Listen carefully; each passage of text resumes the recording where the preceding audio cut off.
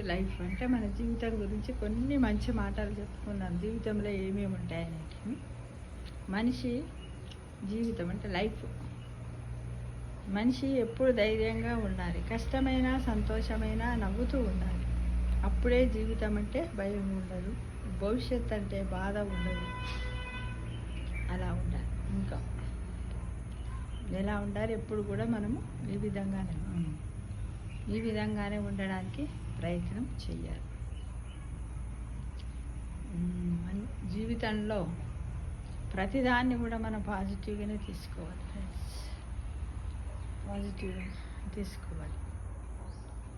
ఇంకా అబద్ధాన్ని నమ్మడమేమో తేలిక, నిజాన్ని తెలుసుకోవడం కష్టం. అందుకే చాలామంది తేలికైన అబద్ధాన్ని ఈజీగా నమ్మేస్తారు. ఇవన్నీ మన జీవితంలో మనం ఎదుర్కొంటూ ఉంటాం. జీవితంలో ఎప్పుడు ఊహించని సంఘటనలే ఎదురవుతాయి. వాటిని ఎలా ఎదుర్కోవాలో అని తెలుసుకోవడమే నిజమైన జీవితం. ఇక అకార్డింగ్ టు సర్వేపల్లి రాధాకృష్ణన్ గారు ఏమని చెప్పారంటే, ద్వేషించడం సులభమే కానీ ప్రేమించడం కష్టం. కావున తోటి మానవులను మనము ప్రేమించాలి.